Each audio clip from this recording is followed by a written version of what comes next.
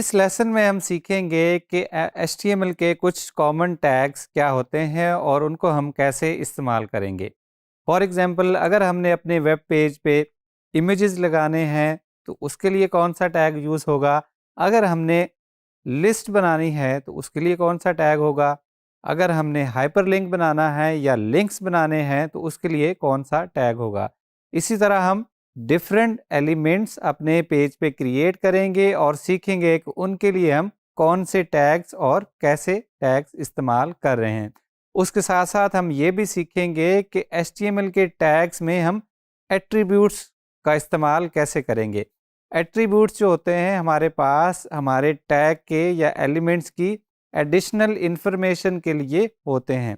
For example, अगले lessons में जब हम CSS पढ़ रहे होंगे तो हम वहाँ पे क्लास के एट्रीब्यूट का इस्तेमाल कर रहे होंगे। फॉर एग्जांपल, अगर हमने किसी टैग को या किसी एलिमेंट को हमने क्लास ऐड करनी है तो उसके लिए हम एट्रीब्यूट यूज़ करेंगे। या हमने अपने एलिमेंट को एलिमेंट में कोई भी एडिशनल इंफॉर्मेशन ऐड करनी है उसी के टैग के अंदर, तो उसके लिए हम एडिशनल एट्रीब्यूट्स का इस्तेमाल कर रहे होंगे। तो आइए देखते हैं कि हम HTML के डिफरेंट एलिमेंट्स कैसे बनाएंगे और उनमें हम एट्रीब्यूट्स का इस्तेमाल कैसे करेंगे। HTML के पेज पे मज़ीद एलिमेंट्स ऐड करने के लिए हम डिफरेंट टैग का इस्तेमाल करेंगे। अब हम देखेंगे कि अगर हमने डिफरेंट एलिमेंट्स अपने पेज पे ऐड करने हैं तो उसके लिए हम कौन कौन से टैग्स यूज़ कर रहे होंगे। फॉर एग्जांपल, हमने यहाँ पे एक अदद लिस्ट ऐड करनी है और हमें पता नहीं है कि लिस्ट का टैग कौन सा है, तो आपने परेशान बिल्कुल नहीं होना। लिस्ट का टैग आप सिंपली उसको गूगल कर सकते हैं या फिर आप W3 स्कूल को भी रेफ़र कर सकते हैं। अभी यहाँ पे मैं आपको बताऊंगा कि W3 स्कूल्स को यूज़ करते हुए हम डिफरेंट टैग्स का सिंटैक्स वहाँ से कैसे देख सकते हैं। फॉर एग्जांपल, हमने लिस्ट ऐड करनी है तो हम W3 स्कूल के मेन्यू पे आएंगे। यहाँ पे हम सर्च करेंगे लिस्ट। तो लिस्ट का पेज हमने ओपन कर लिया। यहाँ पे हम देख सकते हैं कि इस एग्जाम्पल में एक अनऑर्डर्ड लिस्ट ऐड की गई है और एक ऑर्डर्ड लिस्ट ऐड की गई है। उसके लिए हम इसका कोड देखेंगे कि क्या कोड है। फॉर एग्जांपल, ये वाला कोड, यहाँ से हम इसी को एज इट इज़ कॉपी कर लेंगे या हम खुद से भी लिख सकते हैं इस कोड को यहाँ से देखते हुए।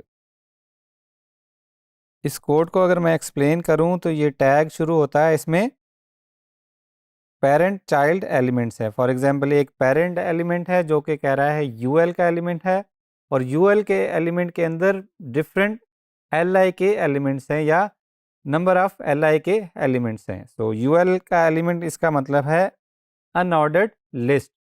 अनऑर्डर्ड लिस्ट का टैग हमने ओपन किया। उसके बाद LI के हमने आइटम्स ऐड किए। LI का मतलब है लिस्ट आइटम। सो अनऑर्डर्ड लिस्ट का टैग ओपन किया। उसके बाद हमने लिस्ट आइटम्स ऐड किए। लिस्ट आइटम्स हम एक भी ऐड कर सकते हैं, हम 100 भी ऐड कर सकते हैं और 1000 भी ऐड कर सकते हैं, जितने हमें चाहिए होंगे। जब हमारे लिस्ट के आइटम्स कंप्लीट हो जाएंगे, जितनी हमें लिस्ट चाहिए होगी उतने आइटम हम बना लेंगे, तो उसके बाद हम जो अनऑर्डर्ड लिस्ट का टैग है या जो उसका पेरेंट है उसको हम क्या कर देंगे, क्लोज कर देंगे। तो यहाँ पे हम बता रहे हैं कि हमारी अनऑर्डर्ड लिस्ट स्टार्ट हो रही है। उसके बाद हम उस अनऑर्डर्ड लिस्ट के आइटम्स या लिस्ट के एलिमेंट्स ऐड करेंगे। लिस्ट का पहला एलिमेंट, दूसरा, तीसरा एंड सो ऑन। उसके बाद जब हमारी लिस्ट कंप्लीट हो जाएगी तो हम कह देंगे कि हमारी लिस्ट कंप्लीट है। अब हम अपने जो अनऑर्डर्ड लिस्ट का टैग हमने ओपन किया था उसको हम क्या कर लेंगे, क्लोज कर लेंगे। उसके बाद हम इस HTML की फ़ाइल को सेव करेंगे और दोबारा से ब्राउज़र में अपने पेज पे जाएंगे। तो यहाँ पे जब हम पेज रिफ़्रेश करेंगे तो हम देख सकते हैं कि जो लिस्ट आइटम्स हमने ऐड किए थे वो हमें यहाँ पे नज़र आ रहे हैं। अगर फॉर एग्ज़ाम्पल इनमें से हम किसी को चेंज करते हैं, फॉर एग्ज़ाम्पल हम कहते हैं जी, पेज को हमने दोबारा से सेव किया और फिर से हम ब्राउज़र पे आए, ब्राउज़र को रिफ़्रेश किया तो जो एलिमेंट हमने चेंज किया था वो हमें यहाँ पे नज़र आ रहा है। इसी तरह हम इसमें मज़ीद एलिमेंट्स भी ऐड कर सकते हैं। ये तो हो गई अनऑर्डर्ड लिस्ट। अगर अब हमने ऑर्डर्ड लिस्ट बनानी है तो वो हम कैसे बनाएंगे, उसके लिए हम इसी लिस्ट को कॉपी कर लेंगे और इसी पेज पे दोबारा से पेस्ट कर देंगे। UL की बजाय अब हम इसको पेरेंट में OL ऐड कर देंगे। OL का मतलब है ऑर्डर्ड लिस्ट। बाकी लिस्ट जो है वो सेम रहेगी, सिर्फ उसके पेरेंट में जो पेरेंट टैग था, जो लिस्ट का पेरेंट टैग था UL, उसको अब हमने कर दिया है OL। तो पहला जो UL बता रहा था कि ये लिस्ट जो है वो अनऑर्डर्ड लिस्ट है, अब OL बताएगा कि ये लिस्ट जो है वो ऑर्डर्ड लिस्ट है। पेज को सेव करने के बाद दोबारा से जब हम ब्राउज़र में आएंगे और इस पेज को रिफ़्रेश करेंगे तो यहाँ पे हम देख सकते हैं कि हमारे पास ऑर्डर्ड लिस्ट नज़र आ रही है और लिस्ट के हर एलिमेंट के साथ ऑटोमेटिकली एक नंबर ऐड हो गया है। अगर हम इस लिस्ट में मज़ीद एलिमेंट्स डालेंगे या फॉर एग्ज़ाम्पल हम इसी लिस्ट को दोबारा से रिपीट कर लेंगे तो हम देख सकेंगे कि लिस्ट के जो नंबर्स हैं वो ऑटोमेटिकली असाइन हो रहे हैं। जितनी लिस्ट में फॉर एग्जांपल इस लिस्ट में अब 8 एलिमेंट्स हो गए हैं या 8 लिस्ट आइटम्स ऐड हो गए हैं। इसी तरह ये तो होगी लिस्ट। अगर हमने मज़ीद और किसी टाइप के जो है हमने एलिमेंट्स ऐड करने हैं अपने पेज पे तो वो भी हम सेम तरीके से ऐड कर सकते हैं। फॉर एग्ज़ाम्पल हम कहते हैं कि हमने अपने पेज पे कोई इमेज ऐड करना है, तो यहाँ से दोबारा से W3 स्कूल पे जाएंगे, यहाँ पे हम सर्च करेंगे कि इमेजेस का लेसन कौन सा है, वहाँ से उसका सिंटैक्स देखेंगे। यहाँ पे एग्जाम्पल का कोड हम कॉपी कर लेंगे या इसी को देखते हुए हम खुद से अपने टेक्स्ट एडिटर में इसी कोड को टाइप कर लेंगे। तो अब इस इमेज के टैग को एक्सप्लेन करते हैं। इमेज का टैग ओपन हुआ है। अब उसके बाद ये जो चीज़ सोर्स लिखा हुआ है और ALT लिखा हुआ है, ये दोनों इस इमेज के टैग के एट्रीब्यूट्स हैं। इस टैग में मज़ीद इंफॉर्मेशन ऐड कर रहे हैं कि ये इमेज का जो टैग है इसमें मज़ीद भी इंफॉर्मेशन है और वो ये है। For example SRC is equal और यहाँ पे इसकी वैल्यू दी हुई है।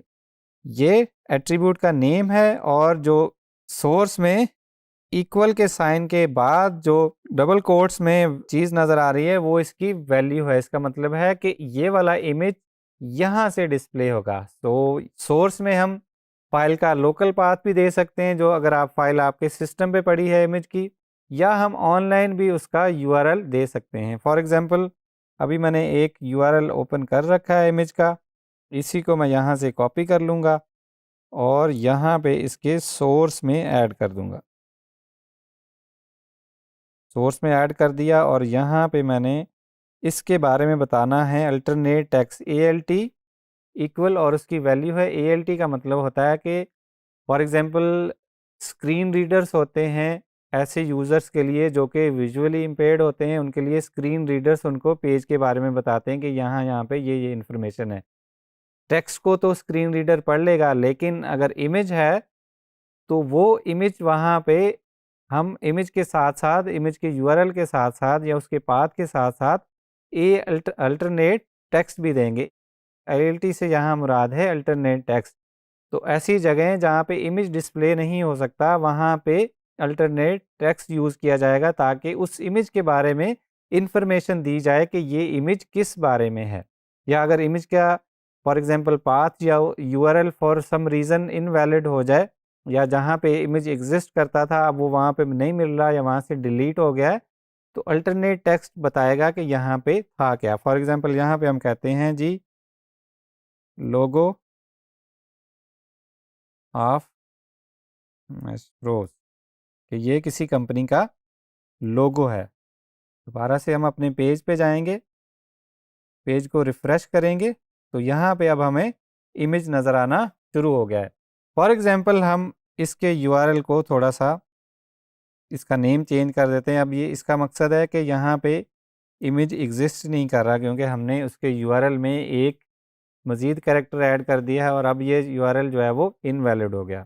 दोबारा से इस पेज को रिफ़्रेश करेंगे तो देखेंगे अब हमें इमेज तो नज़र नहीं आ रहा क्योंकि उसका पाथ या URL या सोर्स उसका इनवैलिड है, लेकिन हमें यहाँ पे जो हमने अल्टरनेट टेक्स्ट अल्ट के टैग के थ्रू ऐड किया था वो नज़र आ रहा है। वो ये चीज़ ये बता रही है कि यहाँ पे पहले क्या एग्जिस्ट करता था। या फिर इमेज होने के बावजूद अगर इमेज का पाथ वैलिड भी है तो स्क्रीन रीडर जो है वो इसको समझ सकेगा कि ये इमेज जो है वो किस बारे में ऐड किया गया है। तो यहाँ पे हम इमेज के साथ एट्रीब्यूट्स भी यूज़ कर रहे हैं। एक सोर्स का एट्रीब्यूट है, दूसरा ALT का एट्रीब्यूट है। इसके साथ साथ फॉर एग्जांपल हम मज़ीद एट्रीब्यूट्स भी यूज़ कर सकते हैं। फॉर एग्जांपल हम कहते हैं कि इसकी क्लास ये है। क्लासेस जब हम CSS के लेसन्स पढ़ रहे होंगे तो हम क्लासेस भी यूज़ कर रहे होंगे। फॉर एग्जांपल इसको हम कोई भी क्लास नेम असाइन कर देते हैं। इसी तरह अगर आपने मज़ीद एलिमेंट्स यूज़ करने हैं तो सिमिलरली आप उस एलिमेंट का सबसे पहले सिंटैक्स देखेंगे, सीखेंगे, समझेंगे और उसके बाद अपने पेज में उसको यूज़ कर लेंगे। डिफरेंट एलिमेंट्स का सिंटैक्स डिफरेंट हो सकता है। जो भी एलिमेंट आपने अपने पेज पे ऐड करना है उसका आप सिंटैक्स ढूंढेंगे और उसको अपने पेज पे ऐड कर लेंगे। हमने सीखे HTML के कुछ बेसिक्स। अब जब भी आप कोई वर्डप्रेस का थीम या प्लगइन कस्टमाइज करने जाएंगे या खुद से नया लिखना चाहेंगे और वहाँ पे आपको कोड का सामना करना पड़ेगा तो अब आप परेशान बिल्कुल भी नहीं होंगे, क्योंकि अब आपको पता है HTML का पेज जो होता है that is a collection of elements, और उन एलिमेंट्स को आप ऐड भी कर सकते हैं और रिमूव भी कर सकते हैं यूजिंग HTML टैग्स।